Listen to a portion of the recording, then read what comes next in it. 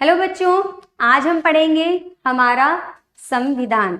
ठीक है, हमारा संविधान में क्या क्या आया, हमें इसकी जरूरत क्यों पड़ी, हमें क्यों बनाना पड़ा, आइए इसकी हम चर्चा करते हैं। तो जो भारत का हमारा आजादी से पूर्व, आप बता सकते हो हम किसके गुलाम थे? पता है ना किसके गुलाम थे? अंग्रेजों के। गुड। तो अंग्रेज ही तय करते थे कि भारत के लोगों को कौन सा कानून कैसे बनाना है और उनको कैसे लागू करना है। यहाँ का शासन उसी तरह चलता था जैसा कि इंग्लैंड में, इंग्लैंड का जो हमारा कानून था वो भारत में भी अंग्रेज लागू करते थे, क्योंकि वो वहां का कानून अच्छे से भलीभांति परिचित थे, तो उनको यहाँ भारत में लागू करने में आसानी होता था। तो वो वहां के हिसाब से लोगों का जो कानून बनाते थे वो यहाँ पे हम लोगों के ऊपर लाके गठरी रख देते थे। ठीक है, तो उसी तरह से चलाते थे।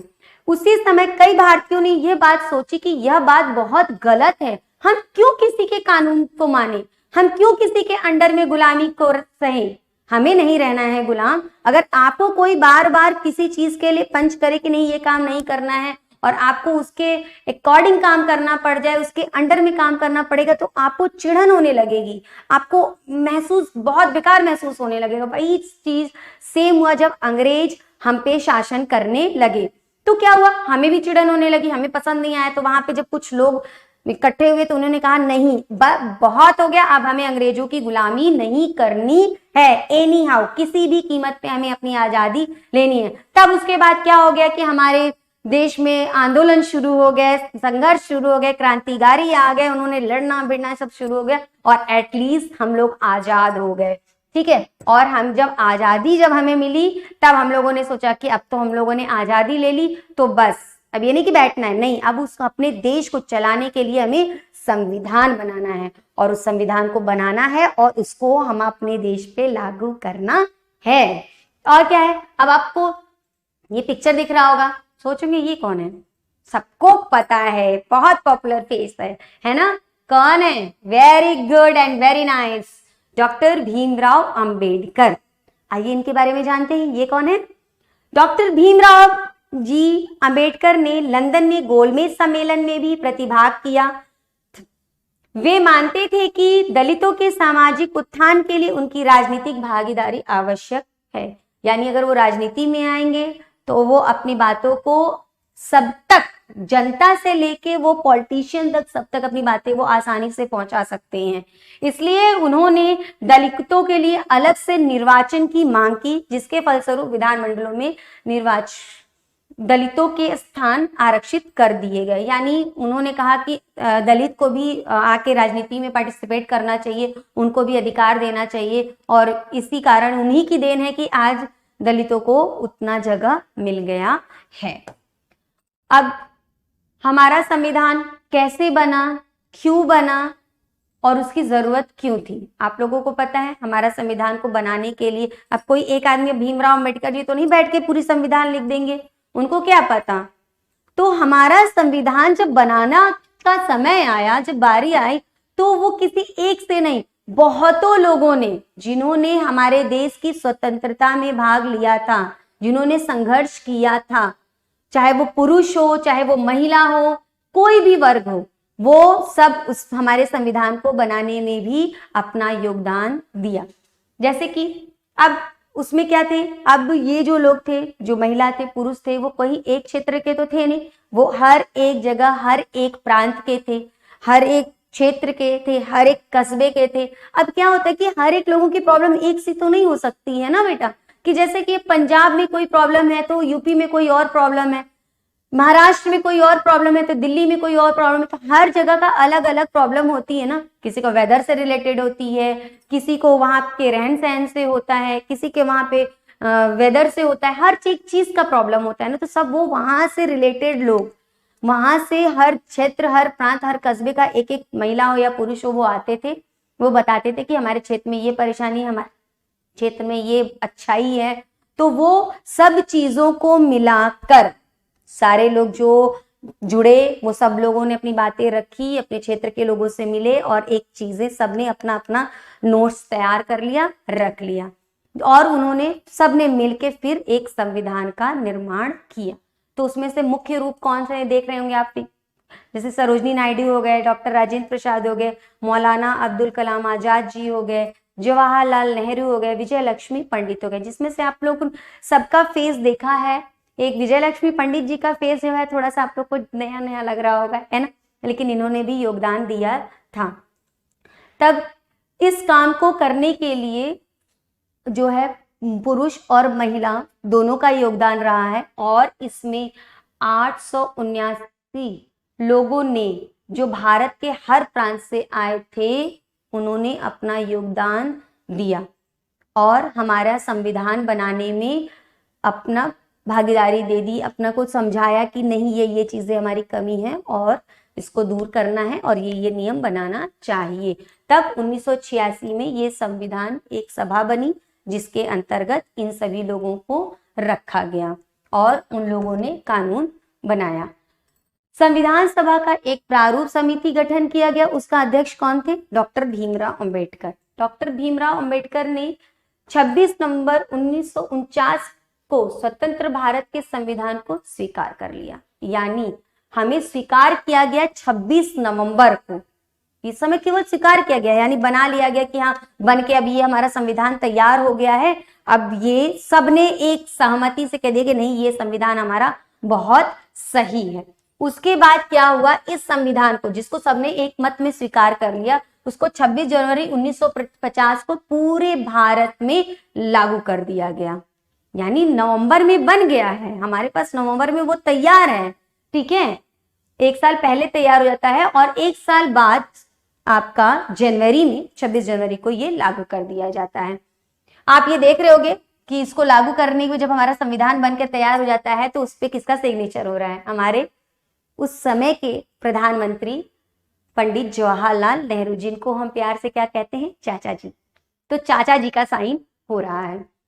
आपने शायद कभी भी किसी को भी ये कहते हुए सुना होगा या पढ़ा होगा कहीं जगह कि हमारा भारत एक लोकतंत्रात्मक राज्य है। लोकतंत्रात्मक राज्य का क्या बात होता है कि सरकार बनाने और बदलने में सभी लोगों की भागीदारी होती है। दूसरी बात यह है, लोकतंत्रात्मक देश में राष्ट्रपति, प्रधानमंत्री या मंत्रिमंडल, कोई भी व्यक्ति चाहे वो कितने भी ऊंचे पद पे हो, वो अपने मनमानी नहीं कर सकता है, यानी उसको कोई भी काम करने में सबकी सहमति की आवश्यकता होती है। यहां तक कि पूरी सरकार भी अपनी मनमानी नहीं कर सकती है, जिसमें देश के लोकतंत्रात्मक सरकार होती है। जैसे कैसे सरकार क्या होती है, जैसे कि जो हमारी सरकार गवर्नमेंट में दिल्ली सरकार चलती है उसके तो पूरा अपना राज होता है ना भाई, उसके मंत्रिमंडल उसी के होते हैं, वो प्रधानमंत्री होते हैं, तो वो अपनी मनमानी कर सकता है ना। लेकिन नहीं, उसको भी ये अधिकार नहीं प्राप्त है कि आप अपनी मनमानी कर सकते हो। आपको भी, चाहे वो मंत्रिमंडल हो, प्रधानमंत्री हो, उनको भी अगर कोई काम करना होता है तो वो पक्ष विपक्ष और जनता के सलाह से ही काम करता है। तो पक्ष विपक्ष भी हमारे प्रतिनिधि रूप में जाते हैं, है ना, वो भी सांसद भी हमारे प्रतिनिधि रूप में जाते हैं, तो उनकी भी सलाह लेकर ही कोई काम करता है। वहां एक संविधान होता है, संविधान में देश के कामकाज के बारे में बहुत सारी गुप्त बातें होती हैं, जिसे कि बहुत सारी गुप्त बातें लिखी होती हैं। देश के प्रत्येक नागरिक को संविधान के अनुसार ही काम करना पड़ता है, यानी संविधान में लिखित है कि कौन सा काम आपको करना है और कौन सा नहीं करना है। यदि कोई भी गैर संवैधानिक या संविधान में लिखी हुई बातों का पालन नहीं करता है या उसके खिलाफ कोई कार्य करता है तो उसमें भी ये भी वर्णन है कि उनके खिलाफ कौन सा एक्शन लेना है, ये भी हमारे संविधान में वर्णित है।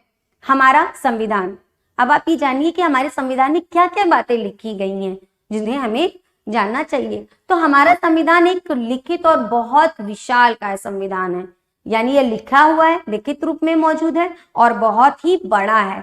इसके अंदर जो है संशोधन किया जा सकता है, यानी हमारा जो प्रेजेंट का जो भी समय होता है उसमें वर्तमान स्थिति को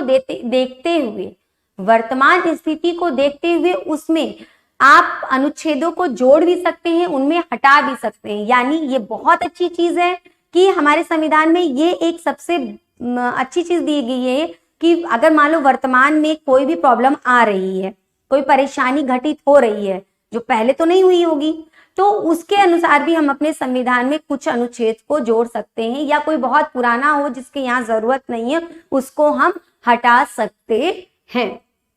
और इसमें अब ये हमारे संविधान में है क्या, हमारे संविधान में कुल 22 भाग है, 395 अनुच्छेद है, 8 अनुसूचियां हैं, जिसमें से अब अनुसूची की संख्या बढ़ा दी गई है और संख्या वो कितनी हो गई है, 12। ये बहुत इंपॉर्टेंट है, ये आपसे कहीं भी पूछा जा सकता है कि कितने अनुच्छेद हैं, कितने भाग हैं, कितनी अनुसूचियां हैं। तो आप इसको बहुत अच्छे से याद कर लीजिएगा कि हमारे संविधान में कुल 22 भाग हैं, 395 अनुच्छेद हैं और अनुसूचियां अभी प्रेजेंट टाइम में हमारी 12 हैं। ठीक है, तो ये आप लोग अच्छे से याद रखिएगा, ये बहुत इंपॉर्टेंट है। अब आप देखिए कि हमारे संविधान में एग्जैक्टली लिखा क्या है, आइए देखते हैं। हम भारत के लोग, पहला, हम भारत के लोग, यानी ये संविधान सिर्फ हमारे भारत में रह रहे लोगों के लिए ही है, किसी बाहरी देश के लोगों के लिए नहीं है। तो पहली लाइन है हम भारत के लोग। भारत को एक संपूर्ण प्रभुत्व संपन्न समाजवादी पंथनिरपेक्ष लोकतंत्रात्मक गणराज्य बनाने के लिए तथा उसके समस्त नागरिकों को, अब यह देखो कि यानी हम भारत के लोग अपने भारत को प्रभुत्व संपन्न समाजवादी पंथनिरपेक्ष बनाने के लिए हम सभी को इसमें एकजुटता दिखानी है और उसके लिए काम करना है। और वहां के नागरिकों को, यानी नागरिक कौन हुए, हम लोग हुए ना, हम लोगों को वो उसका अखंडता को बनाए रखना है। और फिर हम लोगों के लिए क्या काम मिल रहा है, हम लोगों का अधिकार क्या है, सामाजिक आर्थिक राजनीतिक न्याय, विचार अभिव्यक्ति, विश्वास, धर्म एवं उपासना की। यानी हम विचार अभिव्यक्ति, हम कुछ भी बोल सकते हैं, लेकिन बोलना क्या है, देश के विरुद्ध नहीं बोलना है जाके कि कोई और देश जिंदाबाद, नहीं, अपने देश की गरिमा को बनाए रखने के लिए, अपने देश की बढ़ाई, अपना जीवन यापन करने के लिए, आर्थिक स्वतंत्रता, धर्म निर्वाह, यानी आप जो भी धर्म अपनाना चाहते हो उसकी स्वतंत्रता, ये सब हमें हमारे लिए मिला है, नागरिकों के लिए मिला हुआ है। स्वतंत्रता हमें क्या क्या मिली हुई है, प्रतिष्ठा और अवसर की समानता प्राप्त करने के लिए तथा उन सब में व्यक्ति की गरिमा और राष्ट्र की एकता और अखंडता सुनिश्चित करने वाले बंधुत्व बढ़ाने के लिए। यानी अब हमें स्वतंत्रता मिली हुई है अपनी प्रतिष्ठा बढ़ाने के लिए, यानी हम अपने मेरे खिलाफ कोई भी गलत चीज नहीं करना चाहिए, तो हमें अपनी प्रतिष्ठा बनाए रखना है। और अपने के साथ साथ हमें राष्ट्र की भी प्रतिभा बनाए रखना है कि हमें अपने राष्ट्र के खिलाफ ऐसा कोई काम नहीं करना है कि लोग उसका मजाक उड़ाएं।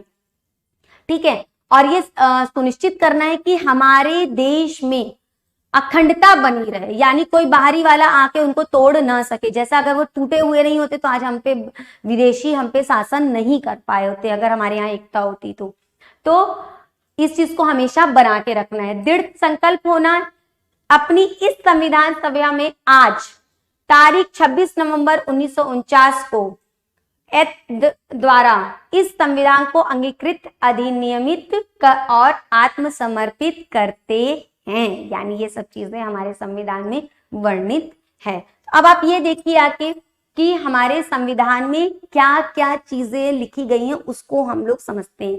क्या क्या लिखी गई हैं, जैसे कि पंथ निरपेक्ष। पंथ निरपेक्ष क्या होता है, तो प्रभुत्व संपन्न क्या होता है, धर्म निरपेक्ष क्या होता है, समाजवाद क्या होता है ना। आइए हम लोग एक एक पॉइंट को समझते हैं। पहला क्या है, प्रभुत्व संपन्न राज्य।